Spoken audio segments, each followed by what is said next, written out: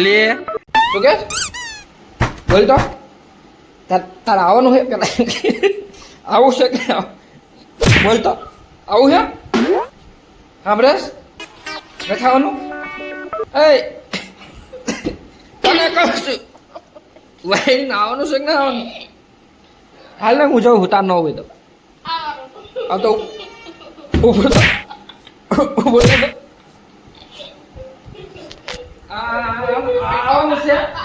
આવું છે તો પાછો તોફાન કરે છે એને એક ગીત ગમે છે એને કયું ગીત ગમે છે આપણા મલક હવે આપણા મલક વાળું એક ગીત છે એ અમારા રુદ્રને ગમે છે તો આપણે એક ગીત ગાવું પડશે કારણ કે અમારા રુદ્ર એમ કે ગાવો એટલે ગાવું પડે ભાઈ અમારો બેન માણસ છે મલકમાં માયાળું માનવી માયા મૂકીને વયા જાઓ મારા મેરબા હાલો હવે આપણા મલકમાં હાલો હવે આપણા મલકમાં એ આપણા મલકમાં ઉતારા કરી ઘોડે ચડજો મારા મેરબા હાલો હવે આપણા મલકમાં હાલો હવે આપણા મલકમાં એક કાઠિયાવાડીમાં કોક દી અને ભૂલો પડી જાને મારા ભગવાન એ પણ કોક દિન થાને મારો મહેમાન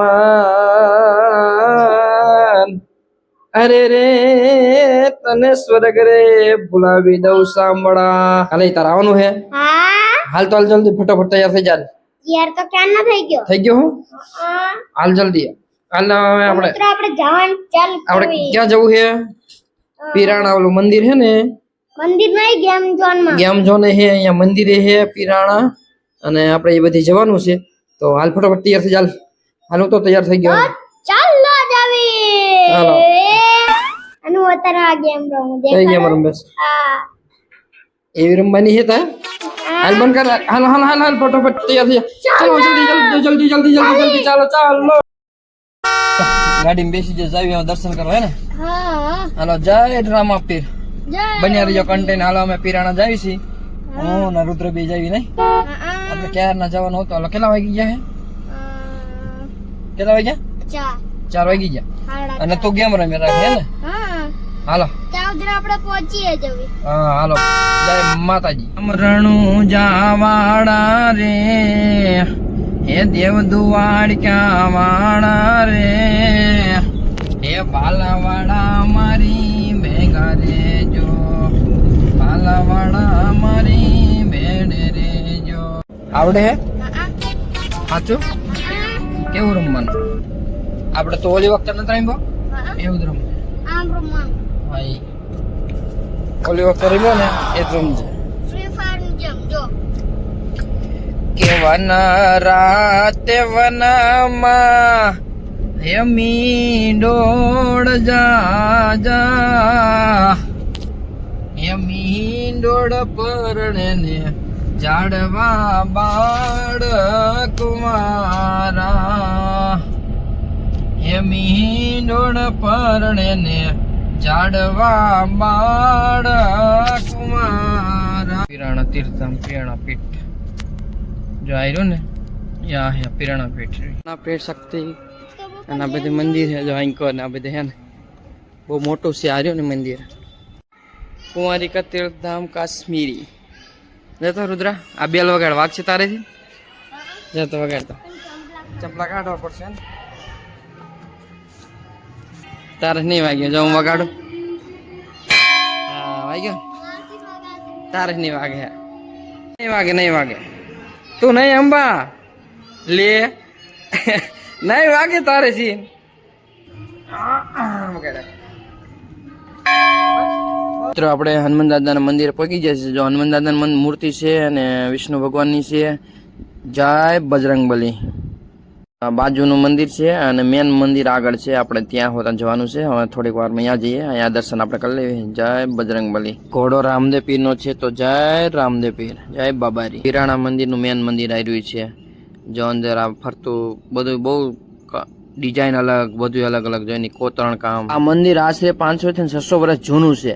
અને આ જે ગુરુ મહારાજ છે ને એમને રથમાં બેસીને આખું ભારત ભ્રમણ કરેલું છે અને આખો પ્રચાર કર્યો સનાતન ધર્મનો. જો આ મંદિર હસ્તેજી મહારાજ અખંડ દિવ્ય જ્યોત મંદિર, અને આ શ્રી કલ્કી તીર્થધામ પ્રેરણાપીઠ કુંવારિકા ક્ષેત્રમાં સ્થિત છે. કોઈ સાધારણ ભૂમિ નથી.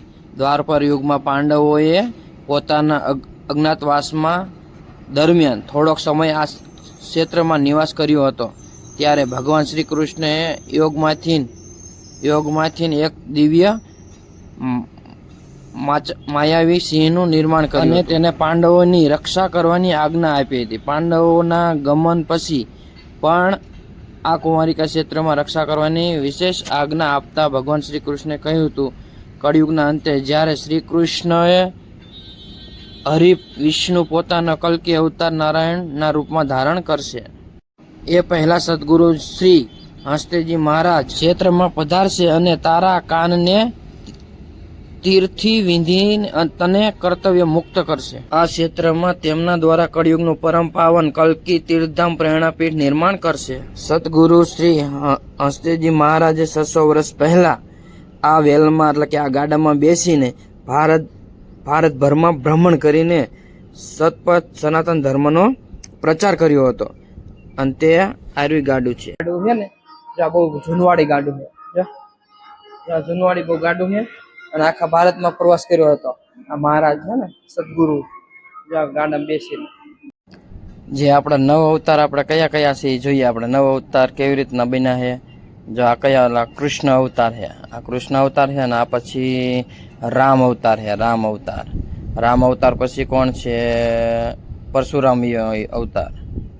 પછી પરશુરામ પછી કયા અવતાર હતા? કલ્કી અવતારમાં 9 અવતાર બની ગયા ને અલગ અલગ દ્રશ્ય બતાવે. જો અલગ અલગ ફોટા છે આના નવયુગનો. આ વરાહ અવતાર છે. પછી આ વરાહ અવતાર પછી કોણ છે? પછી હાલો આગળ કુર્મ અવતાર. આ કુર્મ અવતારનો ફોટો છે જો. અને હવે આ કુર્મ અવતાર પછી મત્સ્ય અવતાર. ચાલો મળીએ નવા વિડીયોમાં. ત્યાં સુધી જય માતાજી, જય શ્રી કૃષ્ણ, બાય બાય.